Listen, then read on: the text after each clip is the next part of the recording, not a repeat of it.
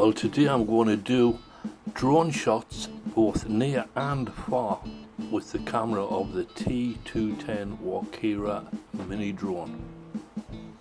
I'm pretty impressed with it. It flies good, it stays where it's supposed to, it doesn't deviate too much from its hovering position, which is good. And as you can see here, you can drive pretty close to trees without worrying that it's going to wander into them. It'll go pretty much exactly where you ask it to go. So now we're bringing the drone down a bit, getting ready to get closer to the road. Part of the reason that I'm flying this way is because about 2 years ago I lost a drone in this area.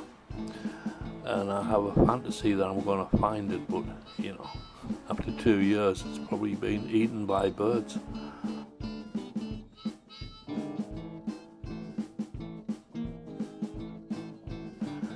Anyhow, going forward, see, it's just going there, holding good, true course. And this area here is like a mini forest before you get to the freeway. And of course I find that the vehicles going on this freeway, it's quite hypnotic to watch them. I don't know why. This probably comes from childhood, I would imagine.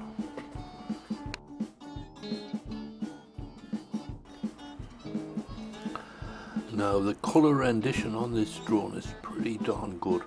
Looks just like what you see outside. There's no enhanced colours or anything. It does a pretty good job. This changing from dark into light seems to have washout problems, but that might be true of all drones. Plus you have to set it a certain way. There's lots of settings within the app, so not to worry about that, eh? Here we are coming back stealthily and quickly. And there's people living in that forest. It's not a forest, but a wooded area, quite thick wooded area. But yeah, people live there. Because I went there one day looking for my drone. I never found my drone, but I found about 4 homeless camps.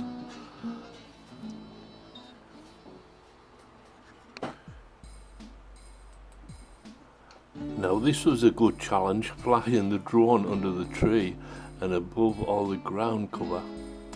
And we're coming up to this little corner of the church grounds, and it's really interesting. I'm not sure exactly what it represents. There's lots of crosses and things. It could be like some kind of memoriam. But the flowers, oh man, they're gorgeous, really nice. And this is just showing you that the drone can take close-up shots, video and keep in focus and stuff like that. So now I'm going to go pretty high up. I'll go about maybe is it 400 feet I think is the limit, and see if we can see the top of the mountain, because we live on a mountain here. And it's going up pretty good there. The sky looks good. It's an overcast day here, but it catches the colour pretty good, really good I'd say. Look at that. This is a dormant volcano, I believe, Mount Scott.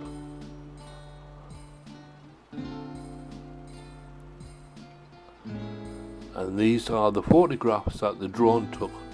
They're pretty good resolution, all 4K. So I'm pretty impressed all in all with this drone.